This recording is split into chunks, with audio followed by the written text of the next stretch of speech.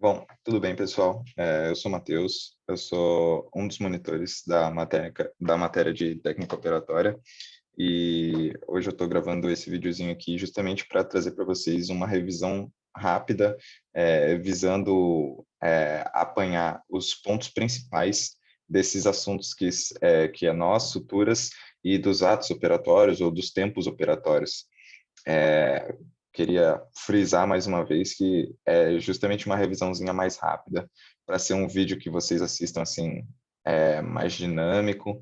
Não quero acrescentar conteúdo além do que o professor já passou, é justamente dar uma filtrada no conteúdo que o professor passa, para deixar vocês com os pontos principais desses três tópicos.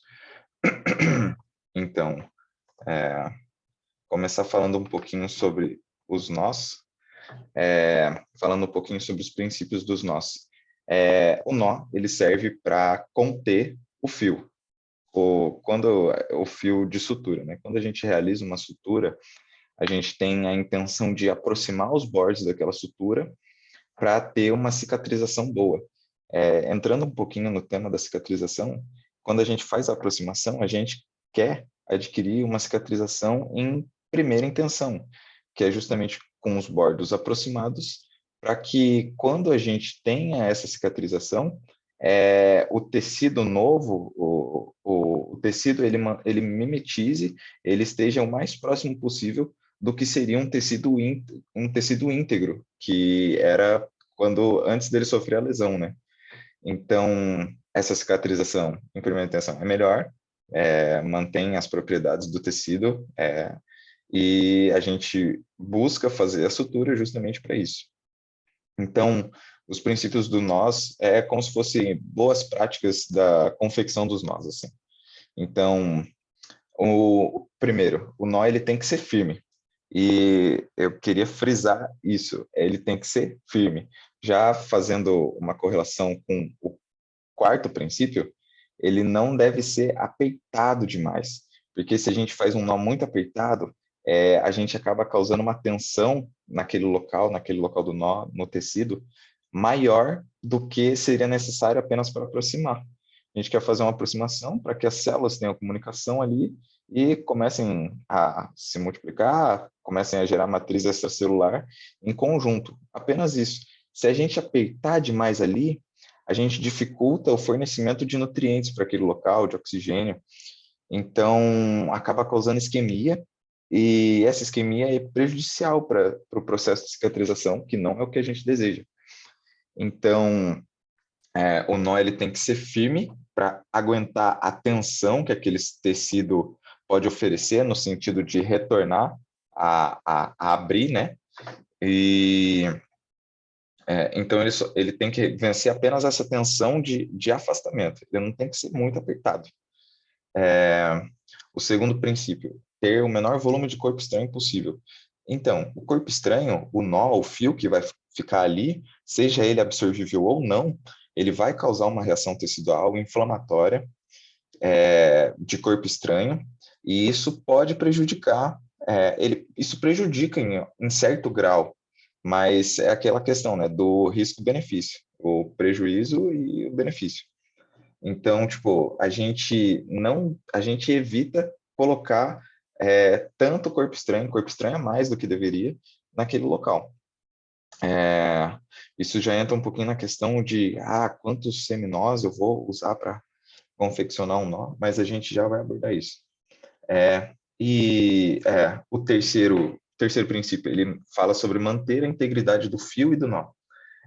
Isso é um pouco mais aplicável também na questão de fios mais finos. Quanto mais fino, a gente tem que ser mais delicado com o fio, porque com o simples fato da gente apertar o fio com o porta-agulha, já está danificando ele, já está causando uma tripsia naquele fio, e isso pode é, é, isso vai agredir a integridade daquele fio, e isso pode causar uma deiscência, uma ruptura daquele fio que não é desejada para a gente. Também, com relação a isso, a questão de cicatrizes, da cicatrização dos curativos que a gente faz. A gente sempre coloca curativo em cima da sutura, porque vai, por exemplo, em pele, vai que o paciente fica coçando, fica esbarrando ali naquele local, esse ato pode fazer com que o nó ele se desfaça mais rápido do que a gente deseja. Então, isso também entra na questão de manter a integridade do fio. E o quinto se refere mais à questão da confecção do nó, que é justamente manter a tensão do nó ao longo da sua confecção, que isso implica na aproximação dos bordos. A gente não quer tensionar demais, mas também não queremos tensionar de menos. Se a gente não aproximar os bordos adequadamente, a gente não vai estar atingindo uma cicatrização adequada. Esse parágrafo aqui eu trouxe mais para frisar a questão do corpo estranho e da quantidade de seminós que a gente faz. Quando a gente passa de 3, 4 seminós, a gente não está ganhando muito mais em questão de segurança do nó, mas a gente está agregando cada vez mais corpo estranho naquele local, na ferida, né? E isso vai sendo cada vez mais prejudicial. Então, 3 seminós já está excelente para a composição de um nó de cirurgião. Passando disso, o benefício ele vai se perdendo. Então, é justamente isso. O número que a gente até passa para vocês nas práticas é usar 3 seminós. Até voltando um pouquinho aqui para abordar um pouquinho essa imagem, falar um pouquinho da diferença desses tipos de nós que a gente tem. O nó quadrado, nó deslizante, nó de cirurgião, nó de puxê, é tudo a mesma coisa? Não. O nó de cirurgião é o que a gente passa para vocês. Essa figura aqui, ela está até um pouco infeliz, porque ela traz o nó de cirurgião como 2 seminós, mas na verdade, que nem eu tirei daquele parágrafo do texto, ele recomenda, como boas práticas operatórias, usar 3 seminós. Então, o nó de cirurgião ele é composto por o primeiro seminó duplo, que é o que está sendo mostrado aqui, o segundo seminó simples, em sentido invertido, fazendo paralelo com o porta-agulha. Primeiro seminó, a gente vai dar a volta com o fio no porta-agulha, por exemplo, para frente. O segundo, a gente vai dar a volta com o fio em volta do porta-agulha para trás. Essa inversão de sentido na hora de confeccionar o seminó faz com que ele seja antideslizante. E para finalizar o nó de cirurgião, a gente dá o terceiro seminó, né? Seminó simples. Agora entrando nessa questão de nó deslizante ou quadrado, ou quadrado ele também pode ser chamado de antideslizante. O princípio desses 2 nós é justamente esse, a questão dele ser o primeiro seminó ser invertido com relação ao segundo. Fica um pouco confuso, mas é justamente essa questão de trocar o sentido da confecção do seminó. O quadrado antideslizante, ele troca o sentido a cada seminó que você confecciona, e o deslizante não. O deslizante a gente mantém. E manter esse sentido faz com que ele, até o nome já diz, né, ele seja um pouquinho mais frouxo entre aspas, na hora de manter a tensão daquele tecido. O nó ele não fica tão eficaz quanto se a gente invertesse. Então, o nó quadrado ele é basicamente um nó que a gente inverte o sentido, mas o nó de cirurgião é principalmente aquele que a gente vai fazer o primeiro seminó duplo e os em sequência, no caso, 2 simples. Então, dando sequência, aqui eu trouxe um pouquinho a questão da técnica que a gente utiliza para a confecção dos nós. A gente vai confeccionar um nó de cirurgião, então, e a gente pode usar diferentes técnicas para isso. As primeiras aqui são as técnicas manuais, que são aquelas técnicas que a gente passou para vocês naqueles fios de silicone, assim, que é a técnica de sapateiro e a de puxê. Eu acho que aquelas figuras de livros, assim, que era o que eu poderia trazer no slide aqui, elas são muito difíceis de se entender, de olhar para aquilo e, o que está acontecendo? Então, eu deixei aqui o link do vídeo que a Suelen gravou para a gente, mostrando a confecção dos nós com essas duas técnicas. Peguem esses vídeos, eu tenho certeza que ela já passou para vocês. Então, peguem esses vídeos, deem uma olhada, que ajuda bastante na prática. E, enfim, a confecção dos nós manuais, que a gente usa apenas as mãos e os fios, o fio e as mãos. E a gente pode utilizar também a técnica instrumental ou instrumento manual. A técnica instrumental é onde a gente usa somente instrumentos para realizar a confecção dos nós. No caso, o porta-agulha e a pinça. Eu acho que o melhor exemplo que eu posso dar para vocês de técnica instrumental para a confecção dos nós é pensar numa cirurgia videolaparoscópica, que a gente só tem as pinças lá dentro da cavidade abdominal e as pinças vão realizar a sutura. Quando a gente está fazendo uma sutura de pele ou uma sutura na língua do boi, a gente está usando pinça, a gente está usando porta-agulha, mas em dado momento a gente solta a pinça e usa a mão e o porta-agulha. Então, é uma técnica mista, uma técnica instrumento manual. E, bom, esse parágrafozinho aqui eu queria deixar uma estrela, um coração, um asterisco muito importante, que são as leis de Livingstone, que é justamente umas leis antigas que regem a confecção dos nós. Os professores gostam desse assunto e elas estão aí. A primeira lei de Livingstone diz que movimentos idênticos em mãos opostas executam um nó perfeito. Eu extraí dessa frase, assim, meio que quando a gente confecciona o primeiro seminó, por exemplo, técnica manual, né? Quando a gente confecciona o primeiro seminó com a mão esquerda, quando a gente vai fazer ele espelhado com a mão direita, se a gente fizer os movimentos idênticos, o nó vai ficar perfeito, assim. E a segunda lei diz justamente com relação à confecção da transição da confecção de um seminó para o outro, que é a gente fazer a inversão dos fios, assim, na hora que a gente termina de confeccionar o primeiro para o segundo. Isso vai fazer com que o nó tenha mais firmeza. Assim, essas frasezinhas são pontuais, são bem importantes, eu daria uma lidinha nelas antes da prova. São um pouquinho difíceis de entender, assim, na prática, mas são importantes. Com relação às suturas. A sutura é a técnica que a gente utiliza para aproximar os bordos, né? Daí, a partir da sutura, a gente vai realizar um nó naquele fio de sutura, né? Para fazer a contenção do tecido. Então, lembrando que ela é uma técnica que vai fazer a aproximação das estruturas e quando a gente fala dos atos cirúrgicos, a gente vai ver que a sutura ela é o cerne do ato de síntese. Então, lembrar que das suturas a gente pode fazer a partir de pontos contínuos ou pontos separados. Aqui eu montei um quadrinho comparativo bem pontual, assim, lembrando para vocês que os pontos separados, quando a gente confecciona eles são um pouquinho mais demorados na hora de confeccionar.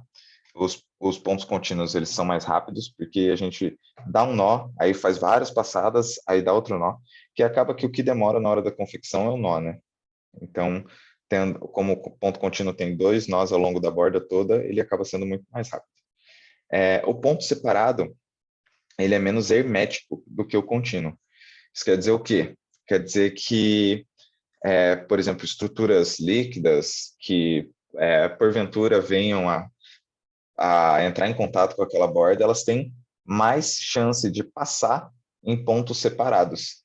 Eu vou avançar um pouquinho aqui só para mostrar para vocês. Por exemplo, os pontos separados, aqui a gente pode ver, eles, por exemplo, esse ponto aqui está oferecendo tensão no tecido nesse local. Aí a gente tem um espaço onde a tensão ela vai se dissipando, porque eu não tenho fio aqui, na distância entre um nó e outro, e daí aqui eu vou botar outro nó, exercendo outra tensão. Mas percebam que a tensão se dissipa aqui nesse espacinho. Isso é até importante para a gente entender qual distância a gente vai colocar entre um nó e outro ao longo da borda da ferida. Enquanto que um nó contínuo, percebam, ele faz um movimento meio que helicoidal, assim, ao longo da borda da ferida. Ou seja, o fio ele está presente ao longo de toda a borda da ferida. Então, a gente acaba que não tem essa dissipação de tensão entre um ponto e outro. Por isso que o nó contínuo é mais hermético. E uma vantagem do ponto separado é que se ele soltar, ele vai afetar apenas aquele ponto ali. Enquanto que a sutura contínua, se ela se soltar, ela vai afetar toda a sutura, porque ela só tem 2 pontos de fixação, né? 2 nós. Então, avançando agora sim, eu trouxe os pontos que os professores cobram realmente, que eles querem que vocês saiam da técnica operatória sabendo, sendo vocês cirurgiões ou não. Que é o ponto simples. Acho que dispensa explicações assim, mas lembrar que o ponto simples, ele penetra por exemplo, numa pele, né? Ele penetra na superfície da pele e sai na outra superfície, na outra borda da ferida, e o nó dele fica voltado para fora da ferida. Aqui, isso é importante, porque quando a gente vem comparar com o ponto simples invertido, você vê que ele fica completamente dentro da derme ou da hipoderme até.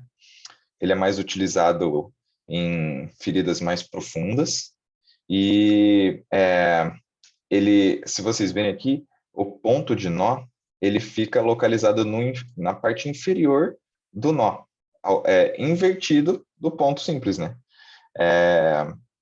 A gente inicia a gente começa a penetração da agulha pela parte inferior da ferida e finaliza na parte inferior, justamente para o nó ficar localizado nessa parte aqui. Ele acaba que aqui a gente vai usar geralmente um fio absorvível, né? Que ele vai ficar ali dentro, na parte mais profunda. E aqui, por exemplo, nessa parte da epiderme que ainda não foi aproximada, a gente pode usar, por exemplo, uma cola ou aquelas fitas adesivas próprias, né, para a pele, para aproximação, acaba tornando uma ferida muito mais estética. Aqui o ponto em U, em U vertical, o endonate. Eu trouxe essa imagem aqui e lembrar para vocês que ele é um U vertical, porque ó, se vocês verem em relação à ferida, assim, ele fica meio que na posição vertical, assim. Outro nome que dão para eles assim, para ele que é fácil de lembrar até na hora de confeccionar ele, que é o longe, longe, perto, perto, que é na hora de confeccionar ele, esse macetinho ajuda assim. Então, só lembrando para vocês que ele é o ponto em U vertical, porque a gente tem o ponto em U horizontal. Vou até mostrar para vocês aqui rapidinho, que aqui seria o horizontal, não é o donate. Você vê que ele não é longe, longe, perto, perto. É tipo, do ladinho um do outro. E aqui seria o donate. Longe, longe, perto, perto. Tá? Então, voltando para a apresentação aqui. O ponto em U vertical ou donate. E o ponto em X. Aqui o ponto em X, como ele fica, né? Como seria a confecção dele. E lembrar que o ponto em X ele faz a apreensão do tecido em uma área. Aqui, normalmente, a gente está fazendo em um ponto, assim, vamos colocar assim. O em X ele abrange uma área maior e ele causa uma isquemia tecidual muito maior. Então, a gente vai usar ele quando a gente precisar fazer isquemia tecidual. Por exemplo, sutura de músculo. A gente está dentro de uma cirurgia, de músculo ou de uma víscera sólida sangrando, assim, que é quando a gente tem uma região que está sangrando, a gente precisa fazer a hemostasia daquela região, mas a gente não vê, por exemplo, um vaso sangrando, a gente vê uma área babando sangue. A gente usa, os professores mesmos usam essa expressão. Tá aquela área ali babando sangue, a gente não vê um ponto específico de sangramento, aí a gente faz um ponto em X, que ele vai cobrir aquela área de sangramento. e vai ser mais hemostático, mais isquêmico também, mas é o que a gente procura. O ponto em U vertical, ou Donati, a gente está usando ele acaba fazendo uma tensão maior do que o ponto simples no local da ferida. Então, a gente vai reservar ele para locais onde a tensão tecidual é naturalmente maior. Por exemplo, nas superfícies extensoras, cotovelo, joelho, ou em tecidos que são mais grossos mesmo, por exemplo, sola do pé, couro cabeludo. Então, até a escolha do ponto que a gente vai dar, a gente tem que dar uma avaliada um pouquinho na clínica, né, no local da ferida, enfim. Agora, partindo para as suturas contínuas, as que vocês realmente têm que saber mesmo é o chuleio simples e o ancorado. O chuleio simples, a gente dá um nó, em vez de cortar o fio, a gente continua fazendo outras laçadas até chegar no ponto que a gente deseja, e a gente dá um nó, que é aquele nó em roseta que a gente conversou com vocês, para finalizar a sutura. Então, a gente já conversou um pouquinho sobre isso. Ele vai distribuir melhor a tensão ao longo do tecido, mas em detrimento disso, se a gente tiver uma ruptura desse fio, ele vai acabar perdendo a tensão ao longo de toda a ferida. E o chuleio ancorado, ele é bom em relação ao chuleio simples, porque ele consegue distribuir mais a tensão na hora de confeccionar. Se a gente está fazendo chuleio simples, muito provavelmente a gente vai estar precisando de um auxiliar para fazer aquela tensão ali.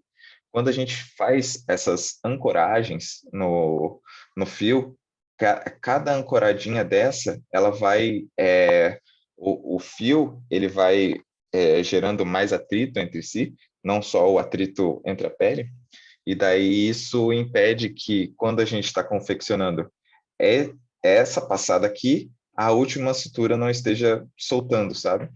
Aí a gente acaba não trabalhando tanto a pele, tipo, apertando muito, na hora que a gente vai fechar o nó, por exemplo. E aqui, eu queria trazer para vocês o ponto intradérmico, que é só mais a título de curiosidade para vocês notarem aqui que, por exemplo, o ponto simples, o chuleio, todos os nós anteriores, eles são confeccionados nesse sentido aqui. Acho que seria, não sei, um corte axial da borda da ferida. E aqui não. Aqui vocês veem que o ponto intradérmico, ele gira em outro sentido. É meio que transversal à borda da ferida, paralelo à superfície da pele. Então, mas para vocês verem essa diferença, assim, e usa-se um fio absorvível para ele, né, porque ele fica intradérmico. E, bom, é isso. Passando um pouquinho, assim, aplicação clínica das suturas, né? Uma coisa muito importante, a gente não pode sair suturando qualquer borda de ferida. A gente tem que tomar o cuidado de fazer a antisepsia do local, usar materiais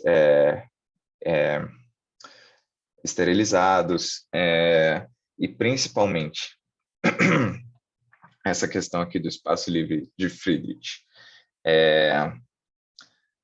Se a gente tem uma ferida com muito tempo já que ela está aberta, é muito provável que ela já esteja contaminada, não somente por sujeira que caiu ali, mas tipo pelas próprias bactérias que colonizam a epiderme. Ela já provavelmente a partir de 6, 12 horas elas já migraram para dentro da ferida, e se a gente fechar ali, a gente vai estar dando um ambiente propício para a disseminação dessas bactérias. Então, eu queria deixar para vocês que o espaço livre de Friedrich, que foi uma coisa que esse cara, muito antigamente, ele falou assim, não, o tempo é 6 horas. Então, o espaço livre de Friedrich é 6 horas. Só que, se a gente pensar um pouquinho, isso varia.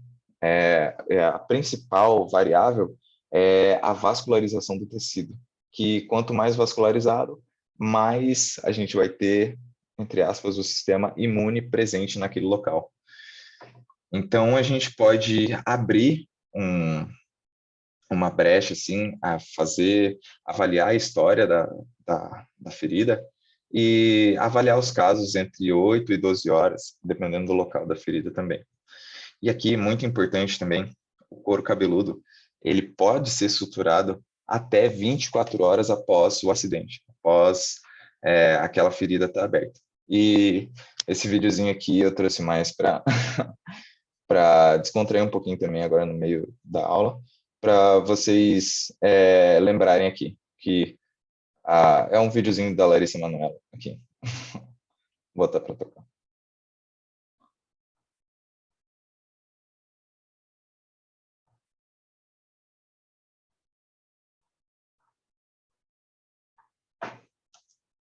Por que eu tomei sol tudo errado? Tomou sol errado? É. Passou o protetor até onde? Fala aí. Só até aqui. Fiquei mó aqui, o couro. E o meu couro cabeçudo aqui também. Cabeludo, Larissa.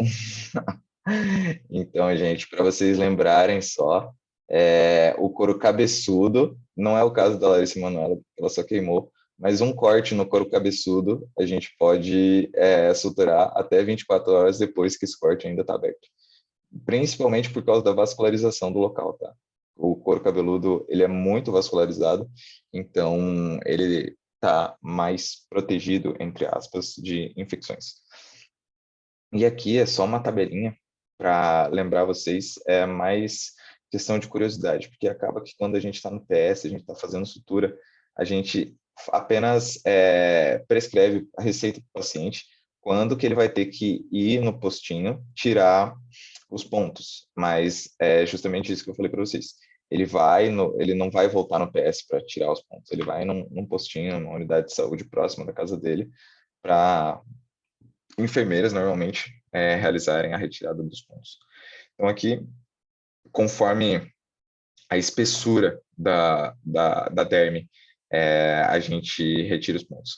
Locais onde a derme é mais fina, por exemplo, em face, a gente tira eles antes porque tem menos tecido, então ele vai cicatrizar mais rápido. Locais como sola do pé, palma da mão, que é um tecido bem mais grosso, ele precisa de um tempinho a mais com aquele fio oferecendo tensão para ele ter uma cicatrização adequada, tá bom? Agora, passando um pouquinho rapidinho, tá? Pelos atos cirúrgicos, lembrar que eles são 3: diérese, hemostasia e síntese. A diérese até da palavra, assim, a etimologia da palavra é tipo divisão. Então, sempre que a gente precisa acessar, por exemplo, uma cavidade abdominal, torácica, a gente precisa abrir estruturas. E é justamente isso que compete à diérese. Os principais elementos desse ato cirúrgico são o bisturi e as tesouras, que a gente pode usar, a gente usa a tesoura tanto como objeto cortante, quanto para divulsionar tecidos, afastar, assim, a gente enfia a tesoura fechada e abre dentro do tecido para a gente ir abrindo conforme as linhas de tensão do tecido mesmo.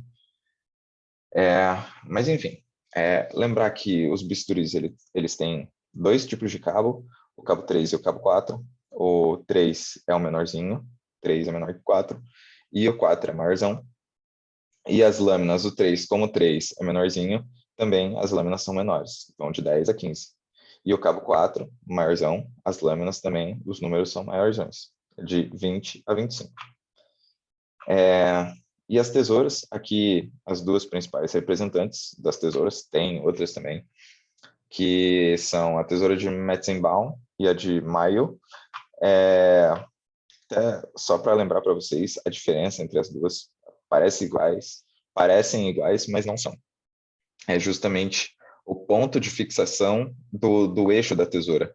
A de Metzenbaum, ela é mais delicada que a de Mayo, porque o ponto de fixação, ele divide a tesoura em 1/3 e 2/3. Isso traz mais ergonomia, assim, na hora de usar a tesoura e deixa ela mais delicada, assim, você não precisa fazer tanta força. A tesoura de Mayo, ela é dividida meio a meio. aqui é metade do eixo e aqui é outra metade. E, bom, a diferença é essa, e esses são os principais representantes da diérese. Lembrar que os dois são lâminas frias, e porque agora já passando para a parte da hemostasia, vou passar um pouquinho para frente já para falar, da diatermia, que é justamente a utilização de calor, de energia térmica para realizar a hemostasia. O cautere monopolar, em especial, ele gera muita energia e muitas vezes a gente usa o próprio cautere para realizar os cortes, a gente já cortar e já cauterizar o tecido, mas ele faz parte da hemostasia, tá? Mas agora voltando, a hemostasia é justamente a contenção de sangue, a gente para o sangramento ali naquele momento. E para isso a gente pode fazer de uma maneira temporária, utilizando pinças, principalmente, porque a gente não vai, por exemplo, clampear um vaso com uma pinça e deixar a pinça dentro do paciente. A gente usa temporariamente, que é só o tempo da gente realizar, por exemplo, uma ligadura, pegar aquele vaso que vai sangrar e fechar com um fio e dando nós, né? Então, as pinças hemostáticas, os principais representantes aqui, tem outras também, mas as principais são a Kelly e a Kraile. Lembrar que a diferença delas é até onde a ranhura vai. Na Kelly, a ranhura ela vai até 2/3 da parte que ela pinça mesmo, e a Kraile tem ranhuras até o final, ou seja, a Kraile tem ranhuras tipo, completamente assim, na parte toda na parte efetiva, né, da pinça. E aqui, mais como curiosidade, a pinça é DeBake, não sei a pronúncia correta, mas é só como curiosidade mesmo que ela tem ranhuras nesse sentido aqui verticais, que é justamente para realizar uma tripsia, uma preensão do vaso melhor. Essa aqui é DeBake ou vascular, uma pinça vascular.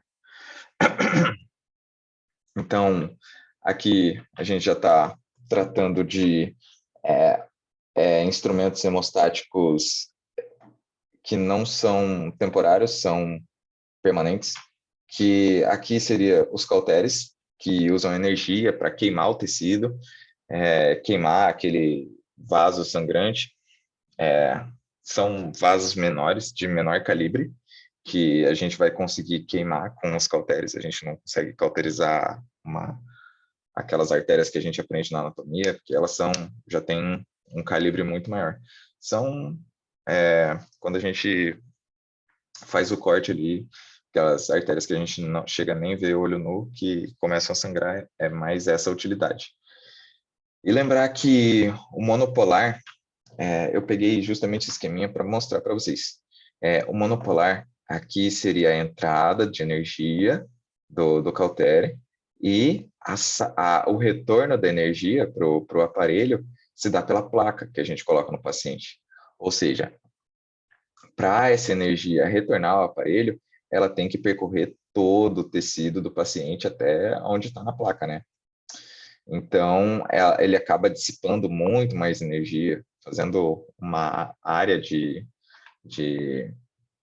queimadura, entre aspas, assim, maior. Justamente por conta disso. Lembrar que os pacientes que vão ser submetidos à cirurgia e vai ser usado um cautério monopolar, eles têm que tirar, tem que tomar cuidado com as próteses, se ele tem, pode ser um problema, e tirar os adornos de metal, que os adornos eles vão acabar concentrando mais energia, por serem de metal, aqui essa energia que eles usam é eletromagnética, então, por isso. E o cautério bipolar, ele também dissipa energia, mas o que acontece? A entrada e a saída do cautério se dão um em cada ponta. A entrada está em uma ponta e a saída de energia, o retorno da energia está em outra. Então, a dissipação de energia é mínima para o corpo todo. porque justamente a energia ela fica concentrada entre os dois polos do cautério bipolar. Ainda dentro da diatermia, que seria o uso da energia para dentro do ato cirúrgico, a gente pode ter os outros instrumentos, que seriam, por exemplo, a cauterização, aqueles cauteres que usam energia ultrassônica. São mais caros, tecnologia mais nova, mas acaba que não tem esse problema de dissipação de eletricidade, de corrente elétrica, né? E outro aparelho de contenção de sangramentos definitivo é o clipe metálico. São para vasos menores, assim, que não são nem tão grandes para a gente fazer uma ligadura, ou não são tão pequenos para a gente cauterizar. Ou às vezes, tipo, um vaso que seria feito uma ligadura, mas tem acesso ao clipe, usa-se o clipe metálico, que ele vai ficar ali fazendo a contenção daquele vaso para sempre, vai ficar lá dentro do paciente. Ainda dentro da hemostasia, a gente tem as ligaduras, que são justamente a técnica da gente confeccionar um nó em volta do vaso para fechar aquele vaso. E aqui, um método químico de hemostasia, que, como exemplo, Surgicel, mas tem outras marcas que confeccionam isso, mas basicamente isso é uma tela de celulose, que a gente coloca dentro da ferida e aquilo ali vai gerar, tipo, consumo da cascata de coagulação, justamente para conter o sangramento daquele local. Isso é mais usado em cirurgias mais delicadas, assim, e com vasos pequenos, por exemplo, neurocirurgia, que a gente não observa um foco de sangramento assim evidente, coloca o Surgicel ali, ele vai fazer um consumo das plaquetas e dos fatores de coagulação e vai acabar fechando aqueles microvasos que a gente não consegue ver, tipo um tecido que a gente não pode fazer um ponto em X, por exemplo, que é o cerebral, né? A gente coloca um Surgicel ali para fazer esse papel. E por último, o último ato cirúrgico seria a síntese, que é justamente fechar todo o paciente, tudo aquilo, toda a cavidade que a gente abriu. Por exemplo, a gente teve que abrir uma cavidade para fazer uma colecistectomia. A gente realizou a colecistectomia, aí agora a gente vai ter que fechar o doente. E, bom, a gente conversou bastante sobre a síntese quando a gente falou de suturas, de nós. Então, aqui eu quis reservar o espaço da síntese mais para abordar a questão do material que a gente usa, que é uma questão que está sempre caindo em prova, que são os tipos de fios, absorvíveis, não absorvíveis, as propriedades de cada um, onde a gente normalmente vai utilizar. Eu me atentaria mais à informação quais são absorvíveis e quais são não absorvíveis, a origem deles, se é sintética, natural, se é animal, se é vegetal, no caso da seda e do algodão, né? E, bom, principalmente isso, assim, se eles são multi ou monofilamentares também, e quanto tempo eles demoram para perder 50% da tensão, acho que isso não vai cair, onde eles tipicamente são utilizados. Eu acho que isso tem mais relação com a espessura do fio que a gente vai usar, se vai ser um 2 zeros, 3 zeros, ou, sei lá, uma sutura oftalmológica, que vai ser um fio 8 zeros. Então, isso eu acho que tem mais uma correlação mais direta, assim. E, bom, aqui são as referências que eu usei para montar os slides. Se vocês tiverem alguma dúvida, podem me chamar. Eu peço desculpas, essa aula tinha que ter 20 minutos, ela está tendo 40. Mas coloquem no 2x, eu acho que eu não falo tão rápido, mas espero que vocês consigam aproveitar. Desejo uma boa prova para vocês. E, bom, mais uma vez, desculpa ter extrapolado o tempo assim, mas eu acho que tudo que eu falei assim era essencial ou para a prova ou para o entendimento, assim. Tinha algumas coisas que eu sentia que, tipo, a gente precisa entender, não só aceitar que é isso e ponto, né? Que muitas vezes acontece dentro da cirurgia. Mas, enfim, estou falando demais já, muito tempo de aula. Uma ótima prova, bons estudos também, boa semana de prova para todos. No que precisarem, podem me chamar, entrar em contato comigo, entrar em contato com todos os outros monitores. Nossos números estão no grupo do Whats. E é isso. Me ponho à disposição para qualquer dúvida. Peço desculpas por qualquer erro que eu tenha cometido na aula, porventura eu tenha cometido na aula. E é isso, gente. Um abraço.